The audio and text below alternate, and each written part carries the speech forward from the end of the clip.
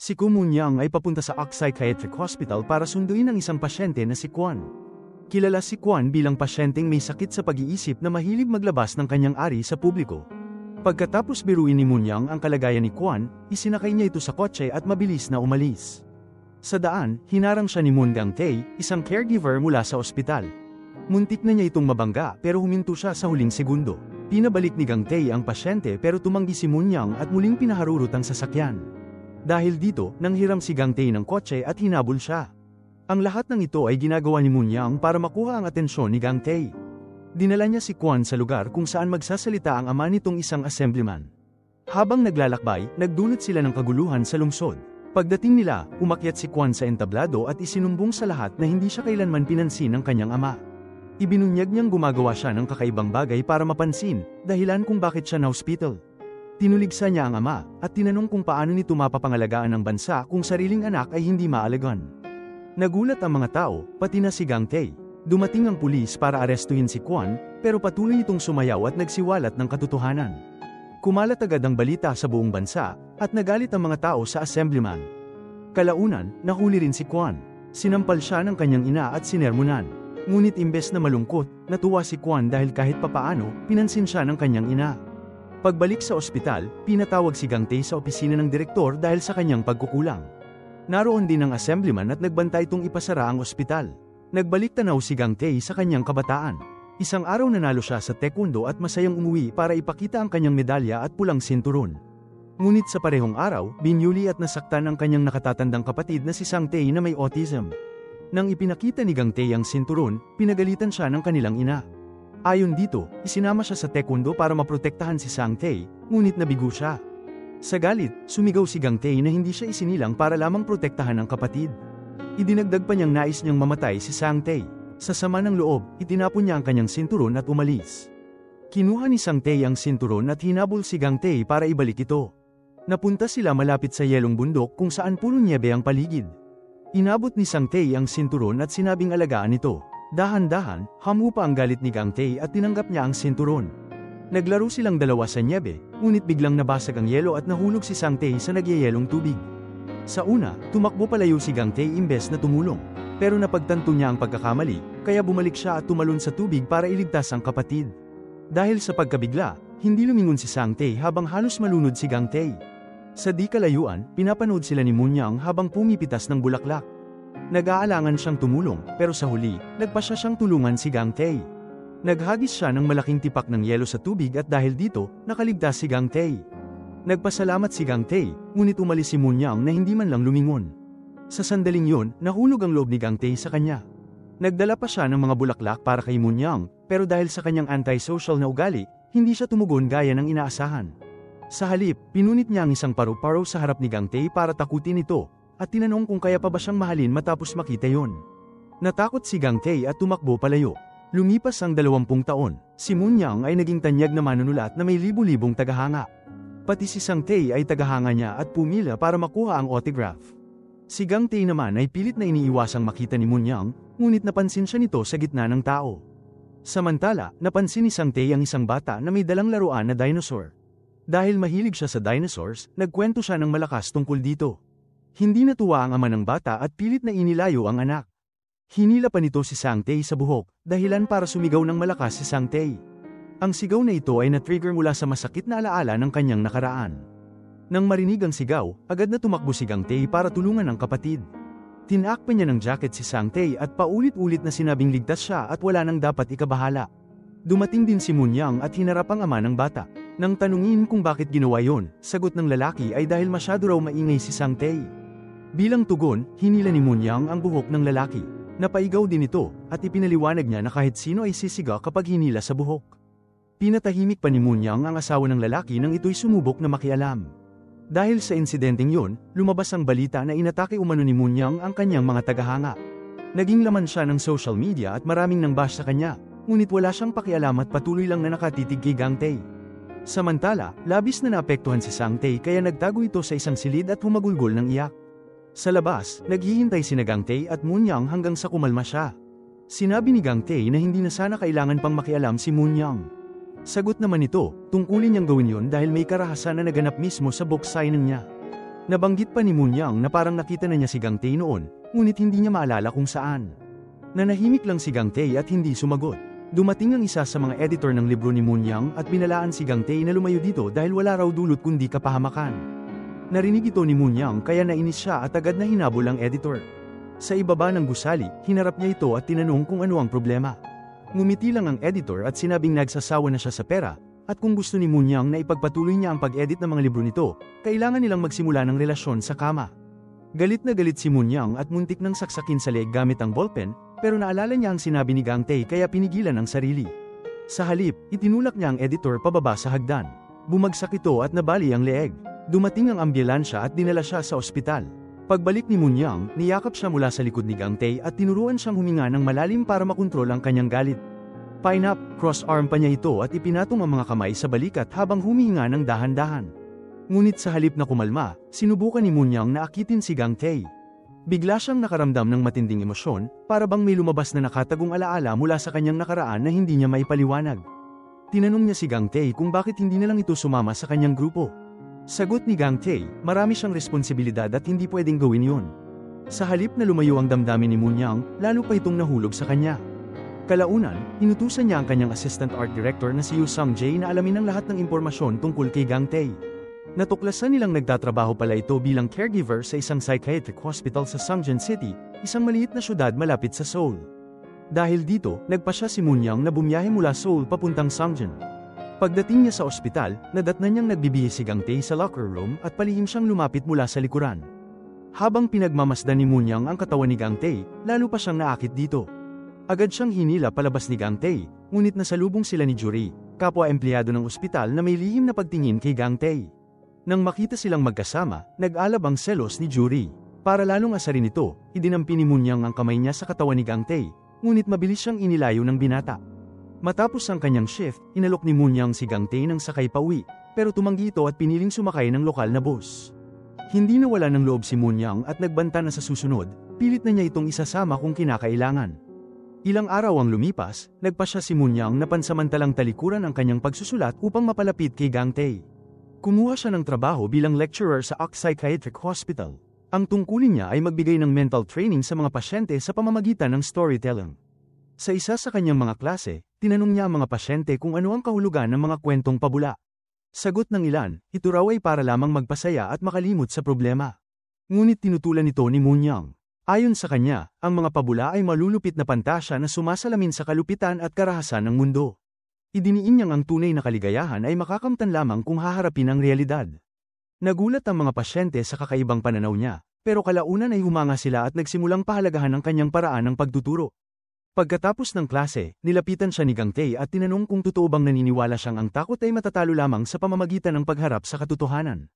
Hindi siya diretsyong sumagot at binalik ang tanong kay Gang Tae, kung anong takot ang sinusubukan niyang lampasan. Tumahimik lamang si Gang Tae at umalis. Hindi pa rin nakontento, sinundan siya ni Moon Young. Sinabi nitong matapang lang ang itsura ni Gang Tae sa labas, pero malambot naman ang loob, at iyon ang nakakaakit sa kanya. Nagpatuloy si Moon Young at binanggit ang panaginip niya tungkol kay Gang Tae, kung saan tinuruan siya nito ng relaxation technique habang niyayakap siya. Nainis si Gang Tae at pinagsabihan siyang tumigil, tinanong kung anong klase ng iniisip ang meron siya. Sa kanyang malikot na ugali, sumigaw si Moon Young at tinanong kung gusto ba ni Gang Tae na matulog silang magkasama. Natawa ang mga tao sa paligid, ngunit lalong nairita si Gang Tae. Hinila niya si Moon Young sa isang silid at mahigpit na pinagsabihan. Sinabi niyang tigilan na siya at umalis, dahil wala itong makukuha sa kanya. Ngunit hindi natinag si Moon Young at tinawag siyang isang hipokrito. Giit niya, alam niyang may nararamdaman si Gang Tae, pero takot lang itong ipakita. Binalaan niya ito na kung mananatili siyang alipin ng takot, hindi siya kailanman mabubuhay ng tunay. Pagkatapos nito, naglakad siyang palayo. Sa kanyang pag-alis, napansin niya ang kanyang ama na si Ko Dae-hwan, nakaupo sa wheelchair sa ospital kung saan ito nanatili ng mahigit isang dekada. Sandali siyang napatigil, ngunit agad ding binaliwala at dumiretso ng daan. Sa kanyang pag-alis, hinarang si Moon Young ni Sun Byul at ipinaalala na kung nagtatrabaho siya sa ospital, responsibilidad din niyang alagaan ang kanyang ama. Ngunit hindi natinag si Moon Young at walang pakialam na iniwan ang usapan. Samantala, dinala ni Gang Tae si Sang Tae kay Direktor Oh Ji-won para sa psychological assessment. Tiningnan din ng direktor ang mga guhit ni Sang Tae upang mas maunawaan ang kanyang kalagayan. Pagkatapos, inutusan niya si Sang Tae na gumuhit ng isang magandang mural sa pader ng ospital at nangangakong may gantimpala kapalit nito. Pumayag si Sang Tae ngunit agad na humingi ng bayad. Sinabi ni Ji Wong na mas maganda ang gawa, mas malaki ang gantimpala. Kinagabihan, binuksan ni Sang Tae ang kanyang maliit na alkansya at maingat na nag-ipon ng pera. Nagtanong si Gang Tae kung bakit siya nag-iipon ng ganoon kalaki. Ipinaliwanag ni Sang Tae na nais niyang bumili ng RV para sa kanilang dalawa, upang hindi na sila kailangang lumipat-lipat ng tirahan taon-taon. Ang kagustuhang ito ay nag-ugat sa trauma niya tuwing tagsibol. Trauma na konektado sa pagpatay sa kanilang ina. Si Sang Tae lamang ang kasama ng kanilang ina nang mangyari ang insidente, ngunit hindi niya maalala kung sino ang pumatay. Ang malinaw lang sa kanyang alaala ay isang paru-paro na naging simbolo ng kanyang takot. Upang makatakas dito, taon-taon silang lumilipat ng syudad tuwing tagsibol para hindi makakita ng paru-paro. Niyakap ni Gang Tae ang kapatid at napaluha, ipinangakong malalampasan nila ang trauma na yun ng magkasama. Kinabukasan, sa pilitang pinasakay ni Moon-young si Gang Tae sa kanyang kotse. Ngunit hindi nagtagal, bumaba rin si Gang Tae at naglakad pabalik. Bago siya makalayo, huminto si Moon-young at diretsahang ipinahayag ang kanyang damdamin, sinabing mahal niya si Gang Tae. Patuloy itong naglakad na parang walang narinig, ngunit paulit-ulit pa ring binabanggit ni Moon-young ang kanyang pagmamahal, para bang ginagawa niyang biro. Nang gabing yun, bumalik si Moon-young sa kanilang lumang mansyon na itinayo ng kanyang ama sa gitna ng kagubatan. Itinayo yun para sa kanyang ina, na isa ring manunulat, upang magkaroon ng tahimik na lugar sa pagsusulat. Ngunit sa loob ng mahigit 20 taon, iniwan na ang mansyon at ngayoy wasak at lumang-luma. Pagdating niya, nadatnan niya ang kanyang publisher na si Lee Sang-in, CEO ng Sangsang Esong Publishing. Tinanong siya nito kung bakit hindi na siya nagsusulat at ano ang nangyari sa kanya. Mariin niyang sinabi na kailangan niyang bumalik sa Seoul para ipagpatuloy ang bagong libro, dahil kung hindi, siya at ang kanyang kumpanya ay babagsak. Ngunit tugon ni Moon-young, wala siyang interes sa pagsusulat sa ngayon at abala siya sa ibang bagay. Kinagabihan, napanaginipan ni Moon-young ang kanyang ina na sinusuklay ang kanyang buhok. Sa panaginip, nakakatakot ang anyo ng kanyang ina at nagdulot ito ng pangamba sa kanya. Sa kanyang panaginip, nakita ni Moon-young ang dugo na dumadaloy mula sa pinto ng basement at natagpuan niya ang bangkay ng kanyang ina na nakahandusay sa sahig. Dahil dito, pakiramdam niya ay nananatili pa rin ang espiritu ng kanyang ina sa loob ng kanilang bahay. Kinabukasan, nagsimulang kumuha ng mga litrato ng magagandang tanawin si Sang Tae at nagtrabaho na rin sa kanyang ipinipintang mural. Biglang dumating si Moon-young, ikinagulat ni Sang Tae na tuwang-tuwa dahil nakita niya ang paborito niyang manunulat. Agad siyang nag-selfie kasama ito. Dumating si Juri at nagtanong kung bakit nandoon si Moon-young dahil wala naman siyang klase. Ipinaliwanag ni Moon-young na pumunta siya roon para lamang makita si Gang Tae. Habang humahanga siya sa sining ni Sang Tae, humingi ito ng pera sa kanya ngunit tinanggihan niya. Sa biro, sinubukan niyang hilahin ang buhok ni Sang Tae ngunit agad siyang pinigilan ni Gang Tae, hinawakan ang kamay niya at inutusan siyang lumayo sa kanyang kapatid. Sinermonan din niya si Sang Tae dahil nakaupo ito sa tabi ni Moon-young at pinagbawalan na muli itong makipagkita sa kanya. Napansin ni Moon-young ang bakas ng sampal sa mukha ni Gang Tae na labis niyang ikinabahala. Tinanong niya ito at isinantabi siya ni Gang Tae upang magpaliwanag. Doon niya inamin na ang marka ay mula sa sampal ng ama ng isang assembly member na nagbantaring ipasara ang ospital dahil sa umano'y kapabayaan. Galit na sinabi ni Gang Tae kay Moon-young na huwag nang makialam sa kanyang buhay. Ipinaliwanag niyang hindi niya nauunawaan ang kanyang pinagdadaanan at tinawag pa siyang isang sisidlan na walang laman at walang emosyon. Matapos siyang tanggihan, umalis si Gang Tae at iniwan si Moon-young na labis na nasaktan. Sinubukan niyang magpakatatag at tinupad ang pangakong dadalawin ng kanyang ama. Ngunit nang lapitan niya ito, bigla itong nagalit, sinakal siya at inakusahan na isa siyang halimaw. Nahihirapan siyang huminga ngunit mabilis na nakialam ang mga tao sa paligid at nailigtas siya. Kahit naligtas, lubos siyang nasaktan at lumakad na lang palayo na puno ng lungkot. Samantala, habang nasa bus si Gang Tae, nakita niya si Moon-young mula sa malayo. Pag-uwi niya, binasa niya ang librong binili ni Sang Tae na isinulat ni Moon-young, ang The Zombie Kid. Ang kwento ay tungkol sa isang batang zombie na nahawa ng isang virus. Hindi siya pinatay ng kanyang ina, bagkus ay patuloy itong nagdadala ng mga hayop para sa kanya. Nang dumating ang salot at naubos ang mga hayop, iniwan ng lahat ang baryo, ngunit nanatili ang ina upang alagaan ang kanyang anak. Dahil wala ng pagkain, hiniwi niya ang sariling laman upang mapakain ang anak, hanggang sa mawalan siya ng mga braso at binti at katawan na lamang ang natira. Bago siya tuluyang mamatay, niyakap niya ang anak at doon unang nagsalita ang batang zombie, sinabing mainit at maganda ang kanyang ina. Kahit isang walang pusong nilalang ay nahipon ang tunay na pagmamahal ng isang ina. Labis na nahipo si Gang Tae sa kwento, kaya naalala niya ang sarili nilang ina at hindi niya napigilan ang pagiyak. Dumating ang kaibigan niyang si Jae-soo at nagtanong kung nakita ba niya si Moon-young. Bigla niyang naalala na naglalakad lang ito pauwi sa ospital kaya agad siyang nagpasya na hanapin ito. Kinuha niya ang bisikleta ni Jae-soo at nagmadaling nagpunta sa ulan. Ilang sandali pa, nakita niya si Moon-young na nakayapak at basang-basa sa ulan. Agad niya itong nilapitan, tinanggal ang kanyang jacket at ibinalot dito, saka mahigpit na niyakap. Dinala niya si Munyang sa isang motel at humiling ng dalawang magkahiwalay na kwarto. Ngunit nagpumilit si Munyang na magkasama sila, bagay na tinanggihan ni Gang Tae.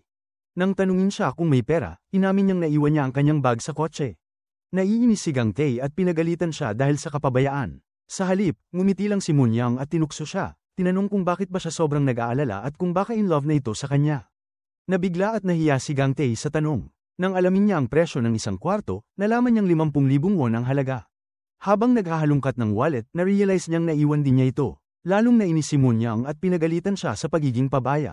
Wala nang ibang magawa si Gang Tae kundi dalhin siya sa bahay na inuupahan niya sa ilalim ng bahay ni Kang Sundeok, ang nanay ni Juri.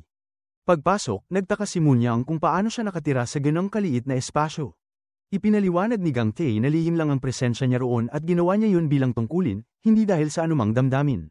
Sinabi niyang magpahinga muna siya at umalis agad kinabukasan. Ngunit patuloy na nangaakit si Munyang, kaya lalo siyang nainis at sinaway ito. Samantala, labis namang nasaktan si Sang Tae dahil napag-alitan siya ni Gang Tae. Paulit-ulit niyang inuntog ang ulo sa dingding sa sobrang lungkot. Agad namang humingi ng tawad si Gang Tae at sinabing nagsisisi siya. Bumaba siya para kumuha ng pagkain. Inalok siya ni Son Deok na sabay silang kumain, ngunit tumanggi si Gang Tae at sinabing sa kwarto na lang siya kakain. Dinala niya ang pagkain kay Munyang na masayang kumain. Ngunit kahit paulit-ulit siyang tinatanggihan, patuloy pa rin ang pang-aakit nito. Dumating si Jae-soo at nakaramdam ng kakaiba, pero pinilit siya ni Gang Tae na umalis para maiwasan ang gulo. Bagamat nagduda, umalis na rin ito. Magdamag na sinubukan ni Munyang na akitin si Gang Tae, ngunit paulit-ulit niya itong tinataboy. Kinaumagahan, habang pinagmamasdan niya ang pagsikat ng araw, dumating si Juri at nagulat nang makita siyang nandoon. Tinuligsa siya nito at nagtanong kung bakit siya naroon. Ipinahayag ni Munyang na doon siya natulog kasama si Gang Tae. Nag-init ang pagtatalo ng dalawa hanggang sa sinampal ni Juri si Munyang. Gumanti naman ito at hinila ang buhok ng kalaban. Lumala ang gulo at napansin ni Gang Tae kaya agad siyang namagitan at inutusan si Munyang na umalis. Galit na nagtanong si Munyang kung bakit hindi niya pinigilan si Juri at kung bakit siya lang ang pinaalis. Sinabi ni Gang Tae na hanggang dito na lang ang lahat sa kanila at binigyan siya ng pamasahe pauwi. Tinanggihan ito ni Munyang at itinapon ang pera sa inis. Samantala, umiyak si Juri sa kanyang ina, si Sunjok, at nagreklamo tungkol sa trato ni Gang Tae.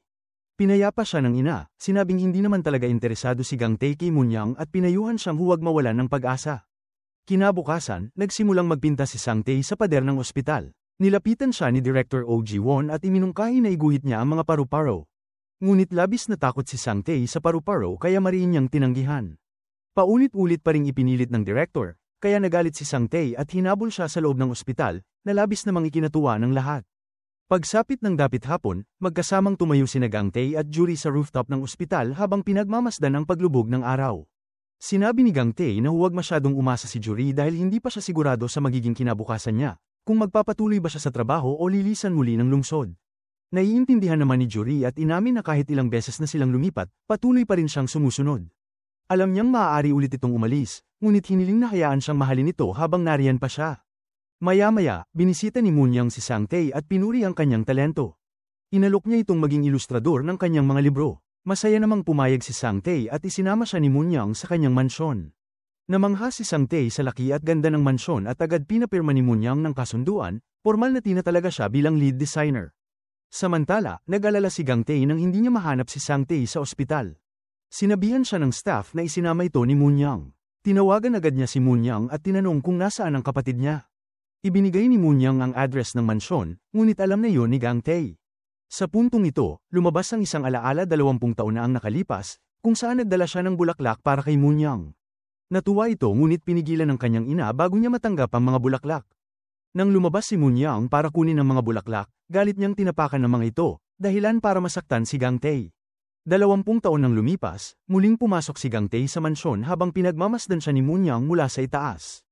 Habang naglalakad sa loob, bumabalik ang mga alaala sa kanya. Naalala niya ang tungkol sa mga bulaklak, na nagulat si Munyang dahil alam pala ni Gang Tae kung sino siya mula pa noon. Nabunyag na si Gang Tae ang batang nagdala ng mga bulaklak 2 dekada na ang nakalipas, at siya rin ang nailigtas noon ni Munyang.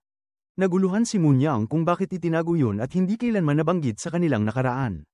Ngunit kalmado si Gang Tae at ipinaliwanag na wala nang dahilan para balikan ang nakaraan dahil gusto na niyang iwan yun. Sa kabila nito, pinilit pa rin siya ni Munyang na manatili. Inalok niya ang posibilidad na magsama-sama sila sa paggawa ng kanyang mga libro, kasama si Sang Tae. Ngunit mariing tinanggihan ni Gang Tae, at sinabi na hindi dapat siyang pigilan. Habang sinusubukan siyang pigilan ni Moon Young, nadulas ito at muntik ng mahulog, ngunit nasalo siya ni Gang Tae. Sa ibaba naman, tinawag siya ni Sang Tae at ipinahayag na may bago siyang trabaho mula kay Moon Young. Sinabi ni Gang Tae na hindi yun ang kanilang tahanan at kailangan na nilang umalis. Tumanggi si Sang Tae at ipinakita ang kasunduang kanyang pinirmahan. Dahil dito, galit na kinuha at pinunit ni Gang Tae ang papel. Nagwala si Sang Tae, sinaktan si Gang Tae, at itinaboy palabas ng mansyon. Pinahinto siya ni Moon Young at inalok ang kanyang kamay upang tulungan si Gang Tae, ngunit tumanggi ito at bumangon ng mag-isa. Binalaan siya ni Moon Young na kung patuloy niyang itataboy ang mga tao, mauuwi siya sa pagiging mag-isa. Nanahimik lang si Gang Tae at malungkot na umalis. Pag-uwi niya, pinagmasdan niya ang pinunit na kasunduan at napagtanto na hindi pera ang dahilan kung bakit pumirma si Sang Tae, kundi upang makabili ng RV para sa kanilang dalawa. Lubos itong nakaantig sa puso ni Gang Tae at nagdulot ng matinding emosyon. Samantala, nakaramdam ng hindi maganda si Sang Tae at paulit-ulit na check kung nakauwi na si Gang Tae. Sa huli, nakatulog siya sa paghihintay, at tinakpan siya ni Moon Young ng kumot. Kinabukasan, sinubukan ni Lee Sang-in na pumasok sa mansyon, ngunit hinarang siya ni Sang Tae. Pinilit niyang makapasok at tuluyang nadapa. Tinanong siya ni Moon Young kung ano ang kailangan niya, at ipinaliwanag ni Sang-in na nag-aalala siya at nais siyang ibalik sa Seoul. Sinabi ni Moon Young na nagsimula na siyang magsulat ng kanyang libro at si Sang Tae ang magiging art designer nito. Dumating si Gang Tae dala ang lahat ng kanyang gamit, at natuwa si Moon Young sa kanyang pagdating. Humingi ng tawad si Sang Tae at pinatawad naman siya ni Gang Tae. Ipinakita ni Moon Young ang kanilang silid, at labis na natuwa si Sang Tae. Kinabukasan, naglinis ang magkapatid ng buong bahay at naghanda ng pagkain. Nagulat si Moon Young nang makita ang malinis na tahanan at handang hapag-kainan. Dahil sanay siya sa kalungkutan, napuno ng saya ang kanyang puso sa kasiglahan na dala ng magkapatid. Masaya niyang tinikman ang pagkain na inihanda nila. Makalipas ang ilang sandali, bumalik silang tatlo sa ospital. Si Moon Young ay magbibigay ng lecture, si Sang Tae ay gumuguhit, at si Gang Tae ay abala sa trabaho. Tinanong ng direktor si Gang Tae kung bakit siya natatakot sa paru-paro. Bumalik sa kanyang alaala ang pagpatay sa kanilang ina ng isang babaeng may suot na brocha na hugis paru-paro, dahilan kung bakit si Sang Tae ay labis ding natakot sa mga ito. Sa daan patungo sa klase, nakatagpo si Moon Young ng isang pasyente na nagngangalang Kang Yoon-ja. Inakala nitong si Moon Young ay ang kanyang anak na matagal nang namatay sa isang aksidente.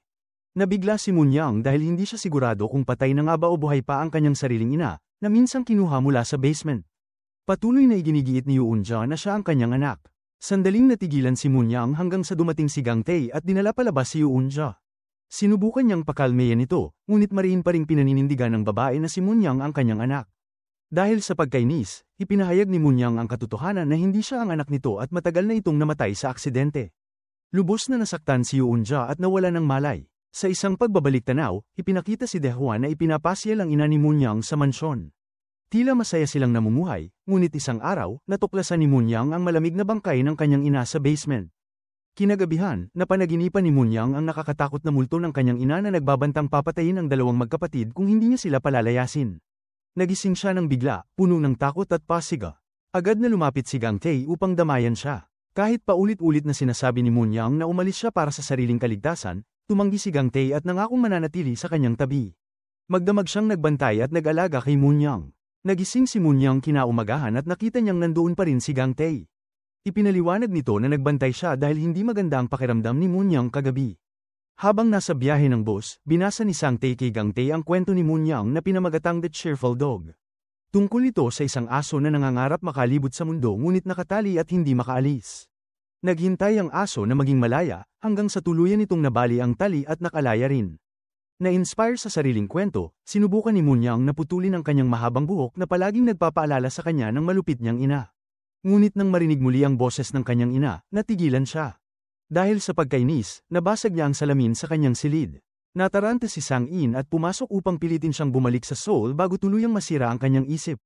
Pinilit niyang ipagbuklod ang gamit ni Moon Young, ngunit nakipaglaban ito. Naalala ni Sang-in ang lahat ng diskarte ni Moon Young at umilag para hindi masaktan. Halos mailabas na niya si Moon Young nang dumating si Gang Tae at pinigilan siya. Sa kaguluhan, naitulak ni Moon Young si Sang-in pababa ng hagdan, ngunit nasalo ito ni Gang Tae at pinaalis na lamang. Makalipas ang lahat, binigyan ni Gang Tae ng gamot si Moon Young dahil sa kanyang kalagayan kagabi. Tumanggi ito at itinabi ang gamot, ayaw umasa sa medisina. Upang gamaan ng pakiramdam, dinala siya ni Gang Tae sa isang kainan. Habang kumakain, agad na kumuha si Munyang ng hilaw na karne. Sinabi ni Sang Tae na hintayin muna itong maluto, ngunit pabirong sagot ni Munyang na dahil mainit siya, maluluto ito sa kanyang katawan. Kinagabihan, naglakad sila sa parke at huminto sa isang fountain. Dahil sa pagod, humiling si Munyang na pasanin siya ni Gang Tae. Naiilang si Gang Tae at kunwari naglaro ng cellphone, ngunit kinuha ito ni Munyang at muntik nang itapon sa lawa. Bigla itong tumunog at si Juri ang tumawag. Pabirong sinagot ni Munyang at sinabing nasa isang date sila ni Gang Tae. Nainis si Gang Tae at kinuha muli ang kanyang telepono. Magdamag silang nagbiruan at nag-enjoy sa isa't isa. Kinabukasan, nagising mula sa coma si Yoonja at muling naalala ang lahat. Naalala niya ang gabing binilhan siya ng kanyang anak ng mamahaling shawl. Sa halip na magpasalamat, pinagalitan niya ito dahil gumastos ng malaki. Dahil sa galit at sama ng loob, umalis ang anak at sa kasamaang palad ay nasagasaan ng kotse at agad na namatay. Bumagsak ang damdamin ni Yoonja sa matinding pagsisisi. Nais niyang sana ay naging mabait siya at buhay pa ang kanyang anak. Ang pagsisising ito ay nagpabalik kay Gang Tae sa sakit ng sariling nakaraan, nang marinig niya sa kanyang ina na isinilang lamang siya para maalagaan si Sang Tae. Nalungkot si Gang Tae at tinanong si Jae-soo kung nagsisirin kaya ang kanyang ina sa mga nagawa nito. Naantig si Jae-soo at tumingala sa langit, para bang nagtatanong kung bakit ganoon ang treto ng ina kay Gang Tae. Narinig sila ni Sundok at ipinaliwanag niya na hindi naging malupit ang ina ni Gang Tae ng sadya. Naging mabigat lang ang responsibilidad ng pagpapalaki sa isang espesyal na anak tulad ni Sang Tae, ngunit inalagaan niya ito ng buong puso. Pinayuhan niya si Gang Tae na alalahanin ang mga magagandang alaala ng kanyang ina, dahil marami pa siyang matatagpuan. Pinilit siyang pakainin ni Sundok, at kumain si Gang Tae habang luhang bumabalot ang kanyang mga mata. Medyo nakainom pa siya nang bumalik kay Munyang, na naghihintay sa pasilyo. Sinabi ni Gang Tae na ipikit nito ang kanyang mga mata. Inakala ni Munyang na hahalikan siya, ngunit pagdilat niya, isang kakaibang manika ang hawak ni Gang Tae. Ipinaliwanag niyang siya mismo ang gumawa noon para kay Sang Tae at tinawag itong Mang Tae. Sinabi niya na kung matutulog si Munyang kasama ang manika, mapapalayas nito ang masasamang panaginip. Masaya niyang tinanggap ito. Nang gabing yun, nakatulog si Gang Tae at bumalik ang mga alaala ng kanyang ina. Naalala niya ang pagbili nito ng paborito niyang noodles, at ang pagkakataon na akala niya ay si Sang Tae lang ang pinayungan sa gitna ng ulan.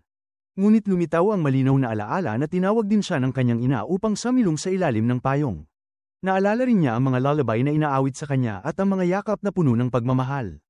Doon niya napagtanto na mahal siya ng kanyang ina, tulad din ng pagmamahal nito kay Sang Tae. Dahil sa sobrang emosyon, niyakap niya si Sang Tae at inamin kung gaano niya kamis ang kanilang ina.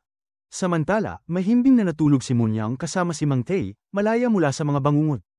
Kinabukasan, bumalik silang lahat sa ospital. Ngunit natuklasan ni Munyang na pansamantalang suspendido ang kanyang klase dahil natakot si Yoonja. Dahil dito, galit siyang nagtungo kay Yoonja at kinuha ang mamahaling shawl na minsang ibinigay ng anak nito bago mamatay. Sa halip na magalit, nakaramdam ng ginhawa si Yoonja, para bang nawala ang bigat sa kanyang dibdib. Kalaunan, dinalaw siya ni Gang Tae at pinuri. Alam niyang ginawa yun ni Munyang para mapagan ang sakit ni Yoonja. Naantig siya sa kabaitan nito. Naalala niya ang kwento ng cheerful dog at sinabi kay Munyang na binali niya ang tanikala ng nakaraan ni Yoonja at pinalaya ito. Maya-maya, nagpakita ang ama ni Munyang at binalaan siyang haantong siya sa parehong kapalaran ng kanyang ina. Ngunit matatag ang sagot ni Munyang, magkaiba sila ng kanyang ina. Sa kanilang bahay, tuluyan ang pinutol ni Munyang ang kanyang mahabang buhok, isang simbolo ng kanyang nakaraan. Pagdating ni Gang Tae, nagulat siya sa nakita. Humiling si Munyang ng tulong upang matapos ang paggupit, at habang ginugupitan siya, napuno ng kagalakan ang kanyang mukha. Tinanong niya kung maganda ba siya, at hindi napigilan ni Gang Tae ang sabihin na maganda nga siya. Kinagabihan, nadiskubre ni Sang Tae na hawak ni Munyang ang kanyang manikang si Mang Tae at hiningi itong ibalik. Tumanggi si Munyang dahil ibinigay yun sa kanya ni Gang Tae. Nauwi ito sa Birwang Hajisan ng unan. Pumasok si Gang Tae para awatin sila, ngunit sa gulo, napunit sa dalawa ang manika.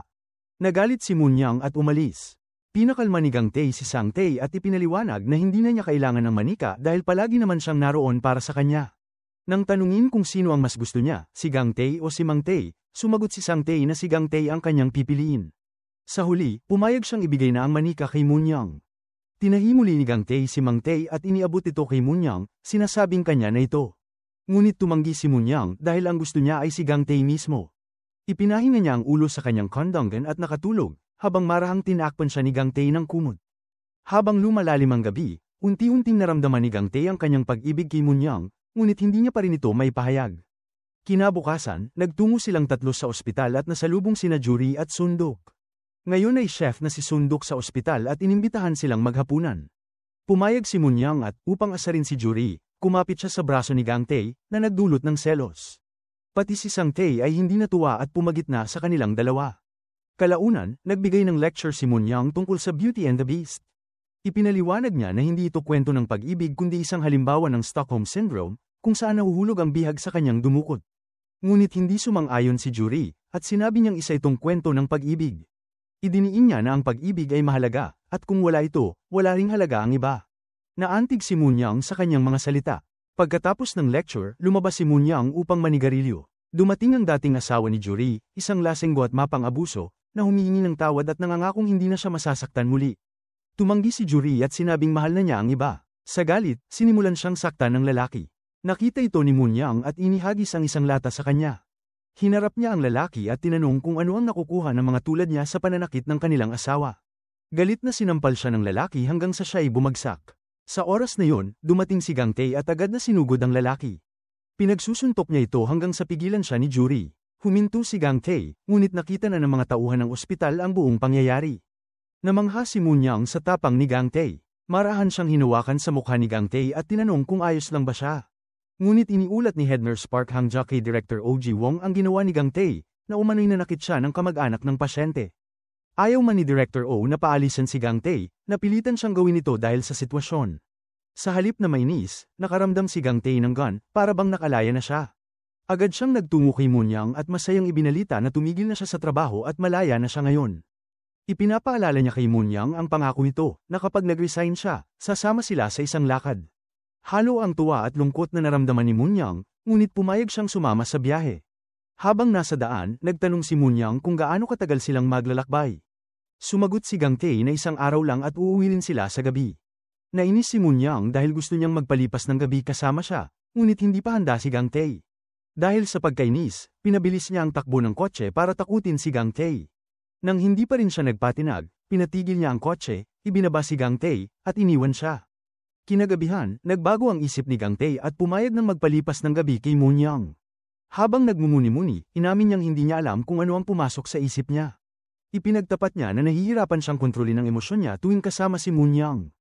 Habang malapit na silang maghalikan, biglang may sumulpot na USA at nadistorbo sila. Galit na minura ni Munyang ang USA dahil sinira nito ang espesyal na sandali. Kinabukasan, todo bongga ang suot ni Munyang para sa kanilang lakad. Tinukso siya ni Gang Tae na hindi naman kailangang magbihis ng ganoon, ngunit iginiit niya na ang pagbibihis ang nagpapasaya sa biyahe. Sinilip niya ang bag ni Gang Tae at itinapon ang mga pagkain, sabay sabing parang unang beses lang nitong magbakasyon. Dumating sila sa bundok, at hinihikayat ni Gang Tae si Munyang na tumawid sa tulay. Natakot si Munyang dahil sa taas at nagatubili, kaya iminungkahi ni Gang Tae na kumanta siya habang tumatawid. Kumanta nga siya, ngunit sobrang sentanado kaya't pinatigil siya ni Gang Tae. Sa kabila ng mga aberya, nag-enjoy sila, nag-selfie at nagtawanan. Habang naglalakad, nakita nila si Julie at ang nobyo nitong si Choi Daniel. Matapos ang gulo kay dati niyang asawa, pinatawag si Julie ng pamilya niya sa Amerika para sa kaligtasan niya. Aalis na siya kinabukasan at nais niyang sulitin ang oras kasama si Choi Daniel, na tumakas mula sa psychiatric hospital para makasama siya. Nakiusap si Daniel kay Gang Tae na huwag silang isumbong at tulungan sila, dahil pakiramdam niya, may bahagi si Gang Tae kung bakit napunta sa ganitong sitwasyon si Julie. Nangako si Gang Tae na hindi siya magsusumbong. Samantala, palihim na bumili si Munyang ng mga tiket para sa overnight stay, hindi lang para kina Julie at Choi Daniel, kundi pati para sa kanila ni Gang Tae. Nang malaman ito ni Gang Tae, nagalit siya dahil hindi kumuha si Munyang ng magkahiwalay na kwarto para sa kanila. Tinukso lang siya ni Munyang, sinasabing gusto lang niyang mag-enjoy sa gabing yun. Kinagabihan, tinanong ni Gang Tae si Munyang tungkol sa nakaraan niya at kung nagkaroon ba siya ng matalik na kaibigan. Ibinunyag ni Munyang na si Juri lang ang naging kaibigan niya noong bata pa sila. Palagi siyang sinasamahan ni Juri para hindi siya tuksuhin, dahil takot ng ibang mga bata kay Munyang. Ngunit nang lumipas ang panahon, nagkaroon na rin si Juri ng ibang kaibigan at nagsimulang lumayo sa kanya dahil sa ugali niya. Dahil dito, tuluyan ang nasira ang kanilang pagkakaibigan. Sabi ni Munyang, hindi na niya kailangan ng kaibigan ngayon dahil meron na siyang Gang Tae. Habang nag-uusap sila, uminom si Gang Tae ng akala niya ay juice, pero alak pala yun kaya nalasing siya. Kahit lasing, pinipilit niyang magpigil, ayaw niyang gumawa ng anumang hindi tama. Si Munyang naman ay pabirong nilalandi siya, ngunit paulit-ulit siyang tinutulak palayo ni Gang Tae. Nauwi silang mag-aaway buong gabi. Kinaumagahan, nagdala si Gang Tae ng bulaklak para kay Munyang at sinabi na sana huwag na niya itong year-okan kagaya ng dati. Masayang tinanggap ni Munyang ang bulaklak, at sa pagkakataong ito, hinalikan siya ni Gang Tae. Samantala, dumating na ang oras ng paghihiwalay ni Juri at Daniel. Habang naghahanda si Juri papuntang Amerika, hiniling niya kay Daniel na sumama sa kanya. Ngunit emosyonal na tumanggi si Daniel, sinasabing hindi pa matatag ang kanyang kalusugan para sumama. Nangako siyang kapag natapos na ang gamutan sa psychiatric hospital, pupunta siya kay Juri bilang isang responsableng lalaki na kayang alagaan siya. Niyakap nilang dalawa ang isa't isa bago maghiwalay. Pagkatapos, inihatid ni Gang Tae at Munyang si Daniel pabalik sa ospital. Ikinwento ni Daniel sa kaibigan niyang si Kang Pilhong ang masayang araw na naranasan niya. Sa hindi sinasadyang pagkakataon, nabanggit din niya na may relasyon sina Gang Tae at Munyang. Narinig ito ni Oh Chayang, isang katrabaho ni Gang Tae, at agad na ipinamalita sa lahat. Narinig din ito ni Sang Tae at labis siyang nasaktan, pakiramdam niya niloko siya ni Gang Tae dahil hindi ito nagsabi ng totoo tungkol sa nagdaang gabi. Galit niyang hinarap si Gang Tae at inakusahan itong nagsisinungaling. Dahil sa matinding emosyon, muling binuksan ni Sang Tae ang masakit na alaala noong bata pa sila, nung sa isang sandali ng pagkainis ay nasabi ni Gang Tae na sana mamatay na siya. Sinubukan ni paliwanag ni Gang Tae na hindi niya talaga yun ibig sabihin, ngunit binalot na si Sang Tae ng galit at sakit, kumbinsidong galit pa rin sa kanya ang kapatid. Sumigaw siya na gusto siyang patayin ni Gang Tae. Sa sobrang bigat ng sitwasyon, naduraj ang puso ni Gang Tae at napaiyak. Paulit-ulit na ipinapaliwanag na hindi niya kailanman ginusto na saktan si Sang Tae. Kinailangang bigyan ng pampakalma si Sang Tae ng mga staff ng ospital upang kumalma siya, at inilagay siya sa isang hiwalay na kwarto para makapagpahinga. Samantala, nakaupo si Gang Tae sa labas, balisang naghihintay na magising ang kapatid. Tinawagan siya ni Director O.G. Wong at sinabing maaari na siyang bumalik sa trabaho, dahil mahalaga na manatili siya sa tabi ni Sang Tae upang maalagaan nito. Ngunit kahit buong araw siyang naghintay, hindi lumabas si Sang Tae. Kaya tuluyang nadagdagan ng lungkot at depresyon ni Gang Tae. Lumabas siya ng ospital, at kahit pinigilan siya ni Munyang, ibinuhos niya rito ang lahat ng sisi. Sinabi niyang siya ang dahilan ng lahat ng nangyari at dapat siyang lumayo. Idinagdag pa ni Gang Tae na hindi siya karapat-dapat para kay Munyang, dahilan upang mas lalo siyang malugmok. Maya-maya, ikinwento niya kay Jae-soo kung gaano niya nagustuhan ang oras na kasama si Munyang, ngunit inamin niyang hindi siya maaaring manatili sa tabi nito dahil kailangan siya ni Sang Tae. Hati ang puso niya sa tungkulin bilang kapatid at sa pagnanais na makasama si Munyang. Samantala, sa ospital, ibinigay ni Head Nurse Park Heng-ja kay Sang Tae ang kaisa-isang kopya ng librong isinulat ng ina ni Munyang na pinamagatang The Death of the Witch of the West. Agad itong binasa ni Sang Tae dala ng kanyang pagkamausisa. Kinabukasan, dinalaw ni Munyang si Gang Tae at buong pusong nagsorry. Nakiusap siyang sumama ito sa kanya, ngunit tumanggi si Gang Tae. Ipinaliwanag niyang ang layunin ng kanyang buhay ay alagaan si Sang Tae, at dahil doon, hindi siya maaaring makasama ni Munyang. Habang lumalayo, napaiyak si Munyang at sumigaw, tinatanong kung kailan ba niya sisimulan ang pamumuhay para sa sarili at hindi lang para sa iba.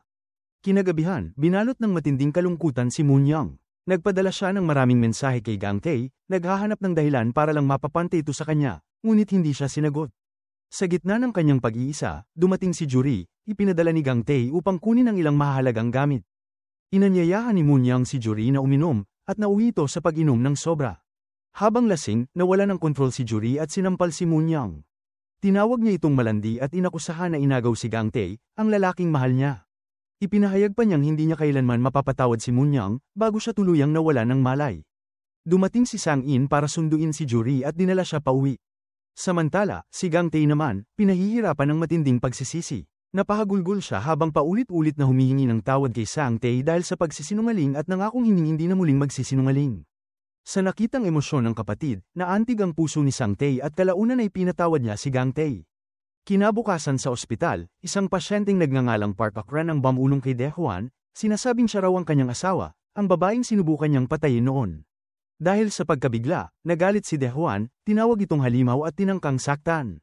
Mabuti na lang at naawat siya ni Gang Tae. Gabi-gabi, umaawit si Park Akran ng lullaby sa lobby, na nagdudulot ng marahas na pag-atake kay Dae-hwan. Napansin ito ni Director O.G. Wong sa CCTV at ipinatawag si Park Akran para tanungin, ngunit mariin niyang itinanggi ang lahat. Samantala, kaarawan ni Munyang. Matiyagi siyang naghihintay sa labas ng bahay ni Gang Tae, umaasang makikita niya ito. Napansin ni Sundok na mag-isa lamang siyang nakaupo kaya inimbitahan niya ito sa hapunan. Nagustuhan ni Munyang ang sopas na inihanda ni Sundok at pagkatapos kumain ay bumalik siya sa kanilang bahay. Samantala, sa ospital, nalaman ni Gang Tae na nakatakas si Park Akran. Natakot siya na baka pumunta ito sa bahay ni Munyang kaya dali-dali siyang nagmamadaling tumakbo papunta roon. At totoo nga, nakarating si Park Akran sa bahay ni Munyang. Nagbati siya ng maligayang kaarawan at sinabing siya ang tunay na ina nito. Hindi siya pinaniwalaan ni Moon Young, ngunit nag-iwan ng liham si Park Akran sa mesa at kinuha ang isang matulis na panulat. Naramdaman ni Moon Young ang panganib kaya sinubukan niyang pigilan ito. Sa gitna ng pagtatalo, nasugatan ang kamay ni Moon Young at Dam Yugo. Sa oras na yun, dumating si Gang Tae at nang makita ang sugat, agad niya itong niyakap at nag-alala para sa kaligtasan niya. Nang tanungin niya kung nasaan si Park Akran, sinabi ni Moon Young na umalis lang ito kamakailan. Naramdaman niyang mas nasaktan siya dahil inisip na dumating si Gang Tae hindi para sa kanya, kundi para lamang habulin si Park Akran. Galit at sama ng loob ang nadama niya kaya pumasok siya sa kanyang silid. Subalit sinundan siya ni Gang Tae at ipinaliwanag na tumakbo siya roon para lamang sa kanya. Binati niya ito ng maligayang kaarawan at hinalikan, dahilan upang muling mapasaya si Moon Young. Ngunit dahil sa matinding pagod at stress, nagkaroon ng mataas na lagnat si Gang Tae. Inalagaan siya ni Moon Young buong magdamag. Kinaumagahan, gamaan ang pakiramdam ni Gang Tae. Doon niya ipinagtapat kay Moon Young ang tungkol sa nakaraan ni Sang Tae at kung gaano kahirap para dito ang pagkamatay ng kanilang ina. Ipinaliwanag niyang patuloy pa ring binabangungot si Sang Tae kaya hindi niya kayang iwan ito. Nangako siya na palagi niyang iingatan silang dalawa. Naintindihan ito ni Moon Young at sumang-ayon. Kinabukasan, binisita ni Moon Young si Sang Tae na nagtatrabaho na sa kainan ni Jae-soo. Ipinakita niya ang isang guhit na ginawa ni Sang Tae tungkol sa 3 taong sasama sa isang pakikipagsapalaran sa isang RV. Tinanong niya kung paano nito nalimutan ang sariling pangarap. Inalok niya itong maging isang art illustrator muli. Ngunit galit pa rin si Sang Tae kay Moon Young dahil sa pagsisinungaling, kaya nanatili itong mailap. Sa kanyang matapang na paraan, ipinakita ni Moon Young ang kasunduan na pinirmahan ni Sang Tae, at ipinaalala na kung hindi ito tutupad, kailangang magbayad ng malaking multa. Pero kahit ganoon, tumanggi pa rin si Sang Tae. Hindi nagpatinag si Moon Young at umorder ng maraming pizza, iniimbitahan si Sang Tae na kumain kasama niya. Pero sa halip, tinawag siyang sinungaling at tumakbo palayo. Ikinwento ito ni Moon Young kay Gang Tae, sinabing ginawa niya ang lahat pero hindi pa rin siya nakinig. Biniro naman siya ni Gang Tae at sinabing baka masyado siyang mapilit, at kailangan niyang subukang makipag-usap ng may kabaitan. Idinagdag pa niya na kung gusto talaga ni Moon Young na magpatuloy ang kanilang relasyon, kailangan niyang magsikap. Sinubukan ding kausapin ni Gang Tae si Sang Tae para maging illustrator ni Moon Young, ngunit tumanggi pa rin ito. Dahil sa inis, napasigaw si Gang Tae at tinanong kung kailan ba matututong magpakalalaki si Sang Tae at tigilan ang pagiging parang bata. Nagalit si Sang Tae at nagkaroon sila ng away ng kanyang kapatid. Ngunit hindi tulad ng dati, natutunan ni Gang Tae na mag-enjoy sa kanilang biruang pag-aaway. Pareho silang nagkaroon ng pasa at sugat, ngunit unti-unting nawala ang galit sa kanilang pagitan. Kinagabihan, habang natutulog si Sang Tae, maingat na nilagyan ni Gang Tae ng gamot ang mga sugat nito. Dahil sa pagod, nakatulog siya sa tabi ng kanyang kapatid na may payapang ngiti sa mukha. Nagising si Sang Tae at nang makita ang kasiyahan ni Gang Tae sa unang pagkakataon, napuno siya ng ligaya. Niyakap niya ang kanyang kapatid at sabay silang nakatulog. Lalong tumibay ang kanilang samahan. Kinabukasan, bago pumasok si Gang Tae sa trabaho, tinawagan siya ni Sang Tae at inimbitahan para mag-lunch. Nagulat at natuwa si Gang Tae, at agad siyang pumayag. Habang kumakain, ipinakita ni Sang Tae ang kanyang pagkamature, inihain ang pagkain sa kanyang kapatid at siya pa ang nagbayad ng bill. Buo ang loob niyang ipinahayag na mula ngayon, magiging responsable na siyang nakatatandang kapatid. Lubos itong ikinatuwa ni Gang Tae. Paglabas nila ng kainan, nakasalubong nila si Moon Young na pabirong humiling kay Sang Tae na bayaran din ang pagkain niya. Tumanggi si Sang Tae at umalis, kaya si Gang Tae ang napilitang magbayad. Paglabas nila, tinawag siya ni Moon Young at sinabing kailangan din niya ng isang kuya. Natunaw ang puso ni Sang Tae at inimbitahan silang dalawa upang magsama-sama, mas pinatibay pa ang kanilang pagkakaibigan. Kinabukasan, pumunta si Gang Tae sa kainan ni Jae-soo upang kumain ng pizza. Ngunit dahil sa kanyang kagwapuhan, isang grupo ng mga babae ang nagsimulang makipag-flirt sa kanya. Lihim itong kinuna ni Jae-soo ng larawan at ipinadala kay Moon Young. Nang makita niya ito, agad siyang nagalit at nagmadaling pumunta sa kainan. Pagdating niya, tinakat niya ang mga babae palayo, habang sinubukang pakalmayin siya ni Gang Tae. Habang naroon, napansin ni Gang Tae ang mga batang naglalaro at napangiti. Sinabi niyang napakapuro at inosente ng mga bata. Pabirong sumagot si Moon Young at tinanong kung gusto rin ba niyang magkaroon ng anak kasama siya. Namula si Gang Tae at agad na iniba ang usapan. Pagkatapos, habang namimili ng groceries, patuloy siyang tinukso ni Moon Young. Malakas pa niyang sinabi na gusto niyang maging ina ng mga anak ni Gang Tae, dahilan para matawa ang mga tao sa paligid. Nahihiya si Gang Tae at pinilit siyang patahimikin. Pag-uwi nila, nagpakita na naman ng kapilyuhan si Moon Young. Tahimik siyang lumapit sa likod ni Gang Tae at mahigpit itong niyakap. Sinabi niyang kung hindi siya matutulog sa kanyang kwarto ngayong gabi, hindi niya ito palalayain. Sa kabila ng kanyang pag-aalinlangan, pumayag din si Gang Tae. Pagsapit ng gabi, nakahanda na si Munyang at nakahiga sa kama, naghihintay kay Gang Tae. Ngunit pinaupo siya ni Gang Tae sa upuan at ipinaliwanag na hindi siya hihiga sa tabi niya. Inalok siya ni Munyang ng inumin, ngunit tumanggi si Gang Tae at sinabing kapag pareho silang uminom, maaaring may mangyaring hindi nila makontrol. Uminom mag-isa si Munyang hanggang sa malasing siya at mawala ng balanse. Agad siyang sinalo ni Gang Tae. Habang lalo pang nalalasing si Munyang, unti-unti niyang binuksan ang kanyang damdamin. Tinanong siya ni Gang Tae kung ano ang nararamdaman niya para sa kanyang ina. Sa kalasinggan, inamin ni Munyang na kahit naging masama ang kanyang ina pa rin niya ito. Natahimik si Gang Tae at napaisip sa kanyang mga sinabi. Kinabukasan, bumiyahe si Sang Tae kasama si Pilhong sakay ng bus. Nang huminto ang bus, narinig ni Pilhong ang malalakas na tunog mula sa isang construction site. Bigla itong nag-trigger ng kanyang mga alaala sa digmaan. Bilang isang veterano ng gyera, naalala niya ang mga bomba at putukan kaya nagpanik siya at nagsisigaw ng malakas. Agad siyang tinakpan ni Sang Tae ng kanyang jacket upang pakalmayin. Dinala niya si Pilhong sa ospital, kung saan pinuri siya ng direktor na si OG Wong dahil nailigtas niya ang pasyente. Bilang pasasalamat, binigyan ni Sang Tae ng kopya ng aklat ni Munyang ang direktor, ipinaliwanag niyang yun ang nagbigay sa kanya ng lakas ng loob. Nakita ng direktor ang malaking pagbabago sa kalusugang pangkaisipan ni Sang Tae kaya ipinasok niya ito sa kanyang opisina. Kasama rin si Gang Tae. Maingat na hinimok ng direktor si Sang Tae na subukang alalahanin ang tunay na nangyari noong gabing pinatay ang kanilang ina. Unti-unti, bumalik ang kanyang mga alaala. Naalala niyang naglalakad sila sa gubat kasama ang kanyang ina nang madistract siya ng isang pusa at pansamantalang lumayo. Pagbalik niya, nakita niyang nakahandusay sa lupa ang kanyang ina, duguan at may hiwa sa leeg. Ang pumatay ay isang babae na nakasuot ng coat na may kakaibang palamuti, 2 paru-paro, isang malaki at isang maliit. Naalala niyang hinawakan ng babae ang kanyang buhok at tinakat siyang huwag sabihin ng nakita niya, kundi papatayin din siya. Ito ang naging matinding trauma ni Sang Tae na tumatak sa kanya sa loob ng maraming taon. Noon pa nila iniulat sa pulisya ang nangyari, ngunit hindi natagpuan ang salarin at tuluyang isinara ang kaso. Ngunit nang marinig ni Gang Tae ang paglalarawan ng paru-paro, nabigla siya. Agad siyang tumakbo upang tingnan ang isang lumang larawan ng pamilya ni Munyang, at doon niya napansin ang parehong palamuti sa coat ng ina nito. Durog ang kanyang damdamin nang mapagtanto niyang ang babaeng pumatay sa kanilang ina ay walang iba kundi ang ina ni Munyang. Sa sobrang bigat ng katotohanan, sinuntok niya ang pinto at nasugatan ang kanyang kamay. Nang dumalaw si Munyang at makita ang sugat ni Gang Tae, nag-alala siya at tinanong kung paano ito nangyari. Ngunit labis ang pagkabalisa ni Gang Tae kaya tumanggi siyang magsalita. Sa kabila ng paulit-ulit na pagtatanong ni Munyang, nawalan siya ng pasensya at sumigaw, hiling na huwag muna siyang gambalain dahil ayaw niyang magsalita. Pagkalipas ng ilang sandali, bumagsak si Gang Tae sa emosyon sa harap ni Direktor OG Wong at nagtanong kung ano ang dapat niyang gawin. Nasa gitna siya ng imposibleng sitwasyon. Ang pumatay sa kanyang ina ay ang ina ng babaeng mahal niya. Pakiramdam niya ay nakakulong siya dahil kung hahabulin niya ang paghihiganti, saktan lamang niya si Munyang. Pinayuhan siya ng direktor na maging matatag, ngunit alam din ng direktor na maliit na maaaring gawin sa ngayon. Labis ang pagkalito ni Gang Tae nang tumingin siya sa larawan ng kanyang ina at umiyak, iniisip kung paano makakamit ang katarungan para sa kanya. Nagsarado siya sa kanyang kwarto at iniiwasan sina Sang Tae at Munyang. Makalipas ang ilang araw, dumating ang araw ng group photo na pinlano ni Sang Tae at Munyang. Sinubukan ni Munyang na kumbinsihin si Gang Tae na sumama, ngunit hindi siya sumagot. Matagal nilang hinintay, at nang mukhang hindi na siya darating, nagpatuloy sila nang wala siya. Sa pagsisimula ng photo session, bigla namang dumating si Gang Tae na nakasuot ng Amerikana. Natuwa si Munyang sa bagong anyo niya at kumuha sila ng litrato ng magkakasama. Hindi naglaon, namatay ang ama ni Munyang na si Dehuan, at labis siyang nagdalamhati. Naalala niya ang kanyang pagkabata kapag binabasa sa kanya ng ama ang mga kwento, ngunit nagiba ang lahat matapos ang isang pagtatalo ng kanyang mga magulang.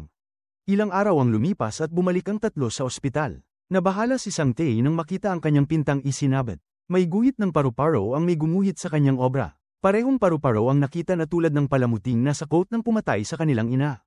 Nang makita ni Munyang ang paru-paro, nabigla siya at napagtanto na pareho ang badge na suot ng kanyang ina noon. Dumurog ang nararamdaman ni Munyang at nag-iyak ng malakas, naunawa niyang buhay pa ang kanyang ina at maaaring patayin siya. Bigla siyang tumakbo palabas ng ospital habang sinusubukang pakalmayin siya ni Gang Tae, ngunit emosyonal na siyang wasak.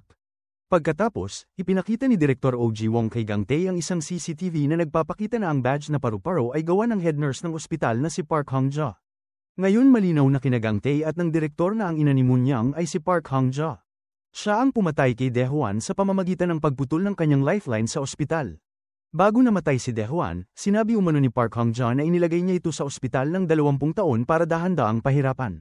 Ngayon, plano ni Park Hang-ja na patayin din si Moon Young. Nang humiling si Moon Young ng katotohanan, nag-amin na rin si Gang Tae na si Park Hang-ja ang pumatay sa ina nila ni Sang Tae. Labis na nagulantang si Moon Young at nagsimulang umiyak ng hindi makontrol, nagtatanong bakit gagawin ng kanyang ina ang ganoong bagay. Paulit-ulit siyang humihingi ng tawad kay Gang Tae, ngunit niyakap siya nito at tiniyak na hindi niya kasalanan ang mga nangyari. Krimen ng kanyang ina ang lahat, hindi siya. Dahil sa bigat ng konsensya, sinabi ni Moon Young kay Gang Tae na hindi na siya maaaring mabuhay kasama sila ni Sang Tae. Sa tuwing tinitingnan niya sila, palaging naaalala ni Moon Young kung gaano sila sinaktan ng kanyang ina. Pinakiusapan niya si Gang Tae na isama si Sang Tae at umalis na lamang. Ngunit tumanggi si Gang Tae at nangakong mananatili siya sa tabi ni Moon Young at hindi siya iiwan. Sa kabila ng kanyang mga pangako, patuloy na iginiit ni Moon Young na umalis na sila. Ilang araw ang lumipas at hindi pa rin kumakain si Moon Young, kaya dinalhan siya ni Sang Tae ng pagkain sa kanyang silid. Maingat niya itong pinakain, subo kada subo, habang kumakain si Moon Young sa gitna ng kanyang pag-iyak, paulit-ulit na humihingi ng tawad at kapatawaran. Hindi maintindihan ni Sang Tae kung bakit siya humihingi ng tawad. Kalaunan, sinabi niya kay Gang Tae na si Moon Young ay palaging nagsosorry, kahit hindi niya alam ang dahilan. Nang marinig ito, niyakap ni Gang Tae si Sang Tae at pinuri siya dahil pinakain niya si Moon Young, ngunit itinago pa rin niya ang tunay na dahilan ng kanyang mga paghingi ng tawad. Kinabukasan, tumawag si Park Hang-ja kay Gang Tae at hiniling na magtagpo sila ng sila lang dalawa. Nagpasya si Gang Tae na oras na upang harapin ang pumatay sa kanyang ina. Nang magkita sila, sumiklab ang kanyang galit, ngunit sinubukan niyang pigilan ang sarili. Bago pa man yun, nabigyan na ni Hong-ja si Sang Tae ng pampatulog upang siguradong hindi ito makialam. Tinanong ni Hong-ja kung nabasa niya ang liham na iniwan ni Park Ok-ran sa mesa. Kinumpirma ni Gang Tae na nabasa niya yun ngunit itinuring na walang kwenta. Ibinunyag ni Hong-ja na ayon sa nakasaad sa liham, dapat iwanan ni Gang Tae si Moon Young at tuluyang maglaho, kung hindi ay papatayin niya ang lahat. Tumanggi si Gang Tae, iginiit na hindi niya iiwan si Moon Young sa isang taong kasing sama niya. Nang tanungin niya kung bakit gusto nitong mapag-isa si Moon Young, malamig na ipinaliwanag ni Hong-ja na si Moon Young ay kanya lamang obra at hindi niya hahayaang may sino man na samire dito. Nabigla si Gang Tae at inakusahan siyang itinuring lamang ang sariling anak na isang bagay, nilamon ang sariling kasakiman. Sa sandaling yun, naalala ni Hong-ja ang araw na pinatay niya ang ina ni Gang Tae, nang makita niya ang isang panulat. Naalala niyang dating katulong sa bahay nila ang ina ni Gang Tae at minsang nasaksihan itong pinapatay ni Moon Young ang mga paru-paro. Nag-alala ang ina ni Gang Tae at iminungkahi na kailangan ni Moon Young ng tulong pangkaisipan, at maging handa siyang ipasok ito sa ospital, ang parehong ospital kung saan ginagamot si Sang Tae. Lubos itong ikinagalit ni Hong-ja kaya agad niyang pinalayas ang babae. At sa kalaunan, dala ng matinding galit, ginamit niya ang parehong panulat upang patayin ang ina ni Gang Tae sa gubat sa pamamagitan ng pagsaksak sa leg nito. Habang pinapakinggan ni Gang Tae, bumalong ang kanyang mga luha at sumigaw siya sa sakit, na pinatay ang kanyang ina dahil lamang sa napakaliit na bagay. Tumawa si Hong-ja sa kanyang paghihirap at lalo siyang pinukaw. Nilamon ng galit, sumugod si Gang Tae at sinakal siya. Ngunit sa halip na lumaban, lalo lamang siyang tinukso ni Hong-ja, hinahamon siyang patayin siya, dahil kung gagawin niya yon, tuluyan ang masisira ang kanyang relasyon kay Moon Young. Sa pag-iisip kay Moon Young, nag-atubili si Gang Tae at binitiwan siya. Sa pagkakataong yon, sinamantala ni Hong-ja ang pagkakataon at tinurukan siya ng pampatulog, dahilan upang mawalan siya ng malay. Kaagad na dumating si Moon Young at nang makita ang kalagayan ni Gang Tae, siya ay nataranta. Dinampot niya ang panulat at sa isang desperadong hakbang ay tinangkang saksakin ang kanyang ina. Bago pa man tumama ang saksak, kahit mahina ang kanyang katawan, hamarang si Gang Tae at tinanggap ang tama sa kanyang kamay. Naluha si Moon Young at tuluyang bumigay, nagtatanong kung bakit siya pinigilan. Samantala, sinubukan ni Park Hong-ja na gamitin ang pagkakataon upang saktan si Moon Young gamit ang panulat. Ngunit mabilis na nakialam si Sang Tae, kinuha ang isang mabigat na aklat at pinukpok sa ulo ni Park Hong-ja hanggang mawala nito ng malay. Dumating ang mga pulis at inaresto si Park Hong-ja, saka siya dinala palayo. Sinabi ni Direktor O.G. Wong na tapos na ang kanyang laro at gugugulin na niya ang nalalabing buhay sa kulungan. Ngunit ngumiti lamang si Park Hong-ja at nagsabing natupad na ang kanyang pakay, at na hindi magiging magkasama sina Moon Young at Gang Tae. Makalipas ang ilang araw, hindi kinausap ni Moon Young si Gang Tae. Sa kanyang puso, nararamdaman niyang siya ang may kasalanan sa pagkamatay ng ina ni Gang Tae. Ilang araw din siyang hindi kumain. Dahil hindi siya makalapit ng direkta, humingi ng tulong si Gang Tae kay Jury. Pinakiusapan niya itong dalhin si Moon Young sa bahay nila upang maaliw, sapagkat labis itong nalulumbay. Tinawagan ni Jury si Moon Young at sinabing nais siyang makita ng kanyang inang si Sun Dae-ok, na di umano'y may sakit. Sa una ay tumanggi si Moon Young, ngunit kalaunan ay pumayag ding bumisita. Pagdating niya, natuklasan niyang nasa mabuting kalagayan si Sun Dae-ok at nagtaka kung bakit siya pinatawag. Ipinaliwanag ng matanda na nais lamang niyang pasayahin si Munyang at naghanda pa siya ng espesyal na pagkain para dito. Sa kalaunan, nagsimulang kumain si Munyang. Pinayuhan siya ni Sun Deok na kalimutan na ang mga nangyari at magpatuloy sa buhay, huwag parusahan ng sarili dahil lamang sa kasalanan ng kanyang ina. Pag-uwi ni Munyang, nadatnan niya si Sang Tae na naghihintay. Dati ay nahihirapan itong gumuhit ng emosyon, ngunit ngayon ay sinabi niyang natutunan na niya itong gawin ng tama. Ipinakita niya kay Munyang ang isang guhit ng masayang mukha ni Gang Tae, at napaluha si Munyang sa galit. Sa ospital naman, nagtanim si Gang Tae ng puno bilang alaala sa kanyang ina at isinabat doon ang isang larawan nilang tatlo, siya, si Sang Tae, at si Munyang. Nilapitan ni Munyang ang puno at humingi ng tawad sa ina ni Gang Tae, patuloy pa ring sinisisi ang sarili. Dumating si Gang Tae at sinabi sa kanya na hindi siya ang dapat sisihin at hindi na niya kailangang magdalamhati pa. Ngunit sa kabila ng kanyang mga salita, umalis si Munyang nang walang tugon. Sinundan siya ni Gang Tae at paulit-ulit na sinabi ang mga salitang, "Mahal kita," katulad ng ginawa noon ni Munyang sa simula. Habang naglalakad si Munyang palayo, patuloy pa rin siyang binibigkas ni Gang Tae hanggang sa makarating silang dalawa sa kanilang tahanan. Doon, tapat na tumingin si Gang Tae sa kanyang mga mata at buong puso niyang ipinahayag ang "Mahal kita," kasabay ng isang banayad na halik. Sa pagkakataong yun, nadama ni Munyang ang kaligayahan at pumayag ng manatili sa piling ni Gang Tae. Sinabi ni Gang Tae na panahon na upang iwan ang nakaraan at magsimulang muli. Lumipas ang mga araw at muling nagsimulang magsulat si Munyang ng panibagong libro, ngayon ay katuwang na niya si Sang Tae. Sinubukan ni Gang Tae na basahin ang kwento, ngunit upang panatilihin ang kasabikan, malikot na itinaboy siya ni Munyang palabas ng silid. Makalipas ang ilang buwang pagsisikap, natapos din ang aklat at inilathala ito ni Sang In sa kanyang kumpanya. Labis ang naging damdamin ni Sang Tae nang makita ang kanilang gawa. Dinala niya ang libro sa halaman ng kanilang ina at binasa ito ng malakas habang umiiyak. Sa gitna ng kanyang pagluha, sinabi niya, "Isa na akong propesyonal na pintor, inay." Naantig din si Gang Tae at niyakap siya ng mahigpit.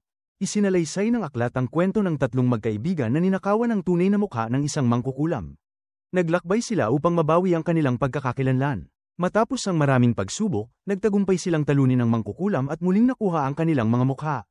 Ngunit sa huli, napagtanto nila na hindi ang kanilang mga mukha ang tunay na ninakaw kundi ang kanilang kaligayahan, at iyon ang kanilang matagumpay na nabawi. Sa araw ng paglulunsad ng libro, sabik na sabik sina Munyang at Sang Tae na ipakita ang kanilang aklat kaya't nagbiruan pa sila kung sino ang mauunang magkwento. Ang kanilang maliit na pagtatalo ay naghatid ng tawanan sa lahat. Sa wakas, naglaho na ang dilim sa kanilang mga buhay at napalitan ng saya ang kanilang mga puso. Natapos din ni Sang Tae ang kanyang mural sa ospital. Bilang gantimpala, niregaluhan siya ni Direktor O.G. Wong ng isang RV. Nang magtanong si Gang Tae kung bakit ganoon kalaki ang regalo, ipinaliwanag ng direktor na sa loob ng 20 taon ay nabigo siyang makita ang tunay na pagkatao ni Park Hang-ja, kahit nasa ilalim ito ng kanyang pamumuno. Ang RV ay isang gantimpala para sa magkapatid, para sa kanilang pagtitiis at tibay ng loob.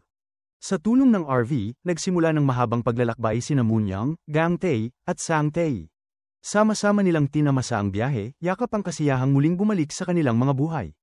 Habang unti-unting nagiging payapa ang lahat, naramdaman ni Sang Tae na kailangan ni Munyang at Gang Tae ng kaunting pribadong oras. Ibinahagi niya na inalok siya ng trabaho bilang art director ng isa pang manunulat, at nais niyang tanggapin ang pagkakataon. Namumuo ang luha sa mga mata ni Gang Tae habang niyayakap niya si Sang Tae at sinabihang alagaan ang sarili. Sa sandaling yun, dumating si Sang In upang sunduin siya. At doon nagwakas ang kanilang magandang paglalakbay.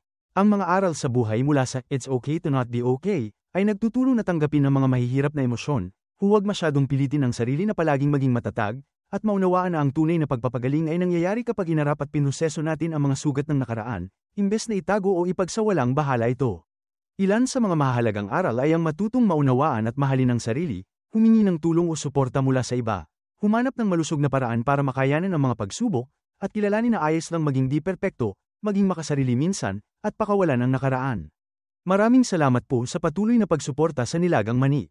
Hanggang sa muli. Kung nagustuhan mo ang aral sa istorya na to, huwag kalimutang mag-subscribe sa channel at pindutin ang notification bell para lagi kayong updated sa mga susunod nating uploads.